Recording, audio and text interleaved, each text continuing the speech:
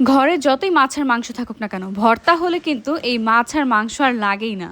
আমাদের বাসায় সবাই ভর্তা প্রেমী, মানে ভর্তা হলে আমাদের আর কোনো কিছুই লাগে না। আর আম্মু তো মনে করেন যে প্রতিদিনই কিছু না কিছু ভর্তা বানায় বা নতুন নতুন আইটেমের ভর্তা বানায়। আম্মু আজকে বানাচ্ছিল চিংড়ি মাছের ভর্তা আর হচ্ছে পেঁয়াজ পাতার ভর্তা, মানে পেঁয়াজ পাতার উপরে যে ফুলটা থাকে ওইটার ভর্তা। আর এই ভর্তাটা আমি ফার্স্ট টাইম আজকে ট্রাই করবো, বাট ট্রাস্ট মি, এই পেঁয়াজ পাতার ভর্তাটা এত মজা, আমি খেয়ে জাস্ট অবাক হয়ে গিয়েছি।